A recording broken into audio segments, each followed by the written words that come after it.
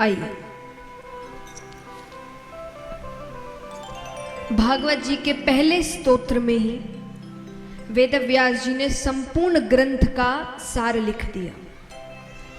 संपूर्ण ग्रंथ ही नहीं, समस्त वेदों उपनिषदों का सार लिख दिया। ये कहना गलत नहीं होगा। सच्चिदानंद रूपाय विश्वोत्पत्त्यादि हेतवे तापत्रय विनाशाय श्री कृष्णाय वयं नुमः। श्री कृष्णाय वयं नुमः। शास्त्रों में भगवान के 3 स्वरूप बताए गए हैं। आज थोड़ी ज्ञान की बातें ज्यादा है तो थोड़ा ध्यान से सुनिएगा। कल से भगवान की लीलाएं, उत्सव इत्यादि शुरू होंगे।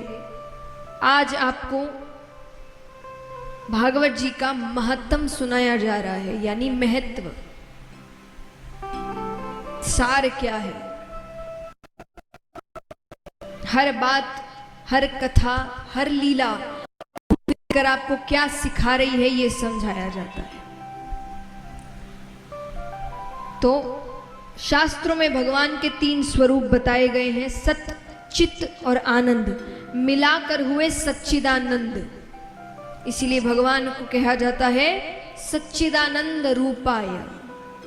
भगवान का रूप है ये, सत्य, चित्त और आनंद। सत्य माने, सत्य किसे कहते हैं बताइए। स्कूल में आते थे ना 2-2 नंबर के, परिभाषा बताओ। तो परिभाषा बताइए। सत्य का मतलब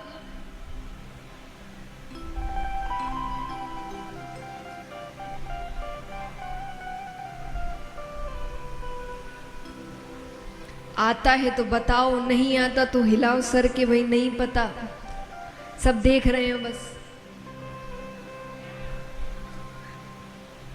सत्य माने सत्य, सच। और सच क्या होता है? जो कभी बदलता नहीं, जो अडिग रहता है, वो सत्य है। सत्य किसी भी परिभाषा में, किसी भी परिस्थिति में बदलता नहीं है।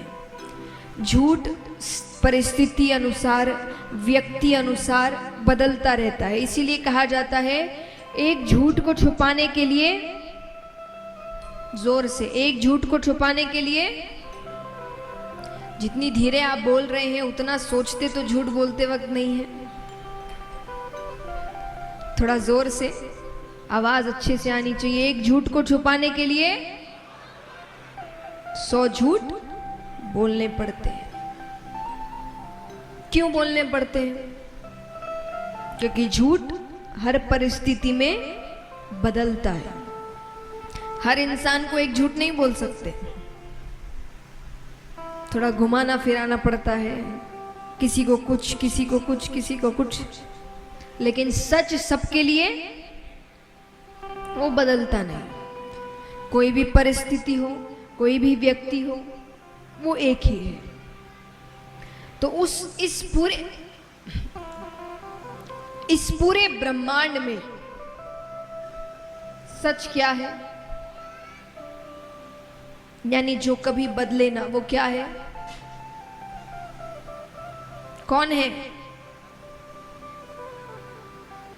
परमात्मा, जो कभी नहीं बदलता।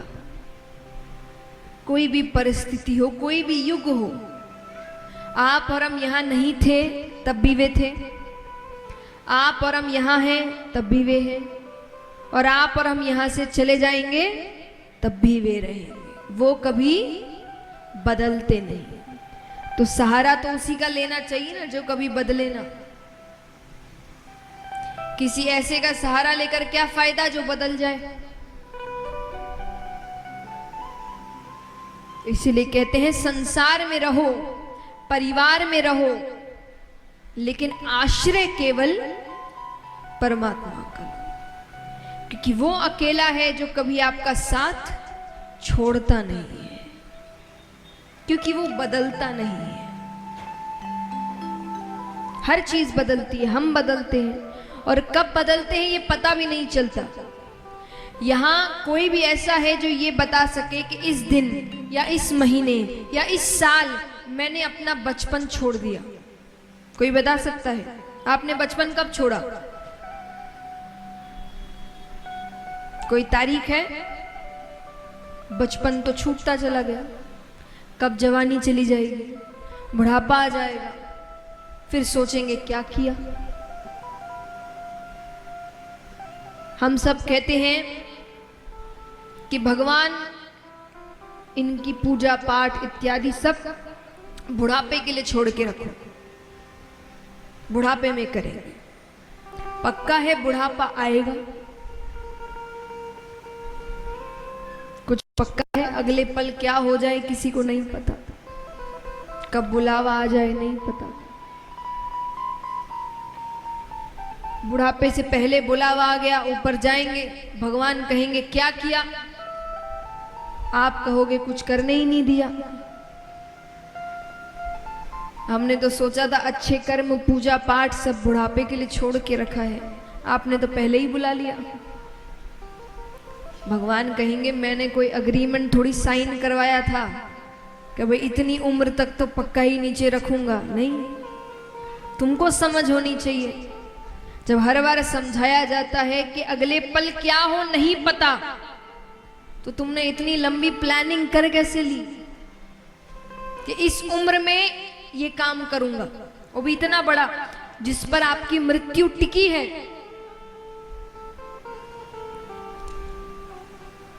आज हम सब जानते हैं मृत्यु के बाद हमें समझाया जाता है कि स्वर्ग है, नरक है। आप सब कहां जाना चाहते हैं?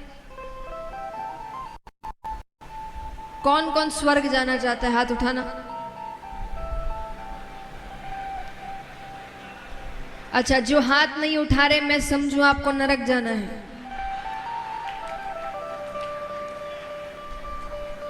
फिर से पूछ, कौन कौन स्वर्ग जाना चाहता है? हाथ उठाना। उसके लिए मरना तो पड़ेगा, है ना? तो स्वर्ग जाना है तो उसके लिए अच्छे कर्म करने पड़ेंगे।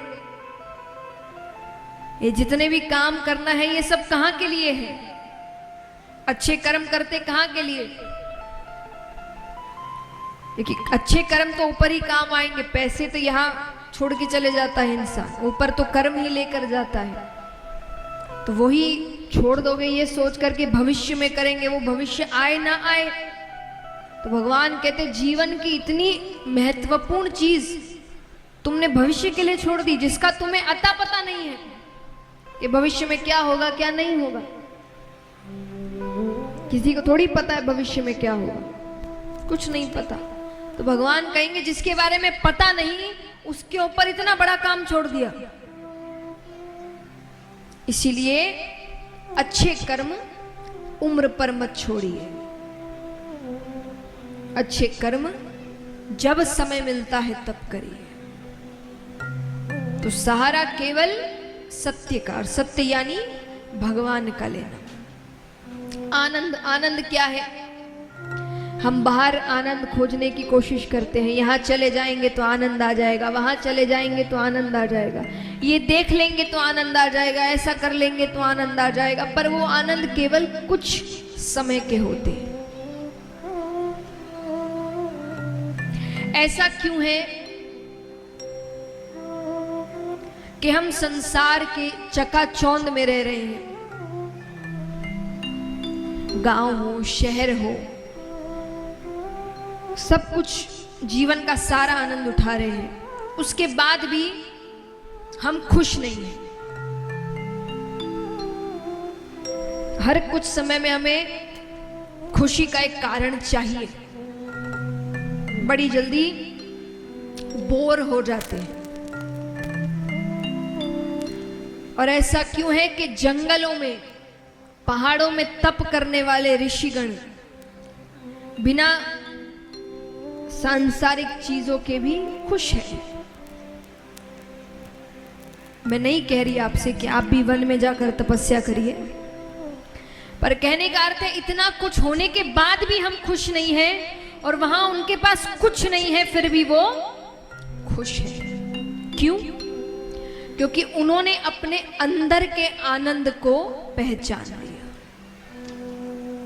आपके अंदर सब आनंद है। आनंद माने जिसने भगवान को समझ लिया, उसने परम आनंद को समझ लिया। अब उसको खुश रहने के लिए किसी की जरूरत नहीं है, वो अकेला ही खुश है, क्योंकि असल में वो अकेला अब है ही नहीं।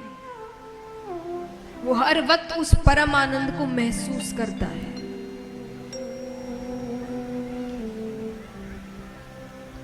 जो सत्संगी होते हैं ना, वो जल्दी से निराश नहीं होते। क्यों नहीं होते? क्योंकि वो कभी अकेले पड़ते ही नहीं है। वो अकेले भी रहे तो भगवान उनके साथ, ऐसे सबके साथ है। पर जैसा मैंने कहा कि उस परम आनंद को समझने की कोशिश करनी है। जिसने समझ लिया वो एकांत में भी खुश है, और जिसने नहीं समझा वो भीड़ में भी अकेला है। तो अपने अंदर के परम आनंद को पहचानिए, फिर आप अकेले नहीं रहेंगे, निराश नहीं होंगे। बड़ी से बड़ी कठिनाई भी आ जाएगी तो भी आप उससे लड़ सकेंगे। क्यों? क्योंकि आपको कहीं ना कहीं पता है कि वो मेरे साथ है, मेरे पास है। और जिसके पास भगवान है वो कभी हार सकता है? पांडव 5 थे, कौरव 100, फिर भी जीत किसकी हुई? पांडवों की। क्यों हुई? क्योंकि उनके साथ भगवान थे। वरना ये मुमकिन है आज के जमाने में कि एक तरफ 100 लोग खड़े हो लड़ने के लिए, एक तरफ 5, और 100 की 100 मारे जाए। सब मर गए, 5 में से एक भी कम नहीं हुआ। एक भी। मुमकिन है ये? सुन के कितना अटपटा लगता है कि हो कैसे गया। लेकिन जिसके पास भगवत शक्ति है उसे कोई हरा नहीं सकता। वो हार ही नहीं सकता। वो गिर सकता है पर हार नहीं सकता। गिर के फिर उठ जाएगा, क्योंकि वो शक्ति उसे भगवान देते हैं। तो असल आनंद को समझिए। आनंद क्या है? अपने अंदर के आनंद को पहचानिए। हर चीज में किसी और की जरूरत मत रखिए। खुश होने के लिए, दुखी होने के लिए, क्रोधित होने के लिए हमने जीवन का रिमोट कंट्रोल ही दूसरों के हाथों में देख रखा है, और वो खेले जा रहा है। एक बात बताइए, कितनी बार मैंने देखा है कि महिलाएं बहुत अच्छे से सजती है, घंटों लगाती है सजने में, अपने मन के कपड़े, जेवर सब कुछ पहना है, अपने आप को कांच में देख रही है, बहुत खुश है कि मैं आज बहुत अच्छी लग रही हूँ।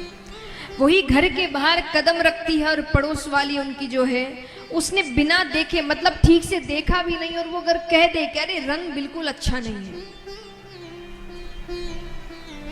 सब खुशी खत्म।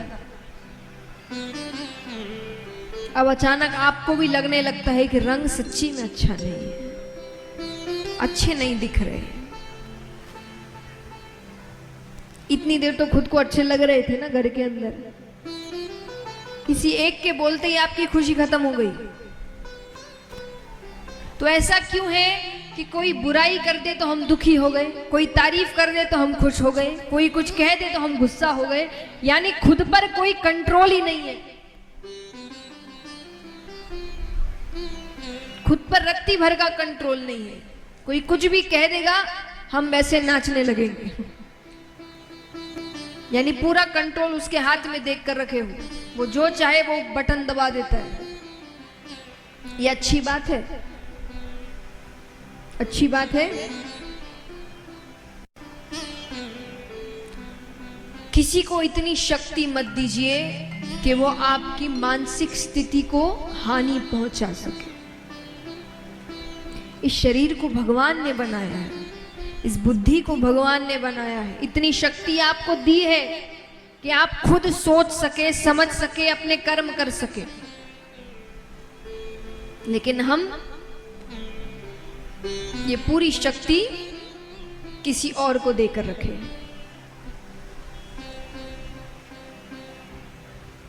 लेकिन ये कब तक होगा? जब तक हम खुद को अकेला महसूस करेंगे।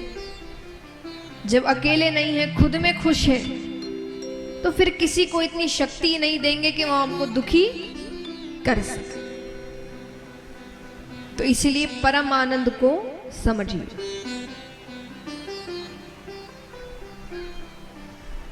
तापत्रय विनाशाय श्री कृष्णाय वयम नुमः। 3 तरह के ताप होते हैं, दैहिक, दैविक और एवं भौतिक। इन तीनों तरह के तापों से भगवान हमें मुक्त करते हैं। मुक्त कैसे करें? भगवान को कैसे अपनी ओर आकर्षित करें? कहते हैं भगवान सर्वशक्तिमान है, लेकिन उनकी भी एक कमजोरी है। कैसी कमजोरी? भगवान भक्त को रोते हुए नहीं देख सकते। एक बार भक्त ने रोकर पुकारा कि वो उसके सारे पाप भूल जाते हैं। लेकिन असली रोना मगरमच्छ के आंसू नहीं कि हर पाप किया रोने लग गए, पाप किया रोने लग गए। भगवान कहेंगे तो उसने खेल समझ लिया। इसीलिए असली आंसू जब आप सच में अपनी गलती मानते हैं और उस गलती को दोहराते नहीं, तो भगवान कहते हैं एक बार मेरे सामने आ जाए, रोकर मुझे पुकार ले, मैं उसी वक्त उसके जन्मों जन्मों के पाप वहीं नष्ट कर देता। इस प्रकार भगवान हमें इन 3 तरह के तापों से मुक्त करते हैं। आइए अब चलते हैं सुखदेव जी की कथा की ओर।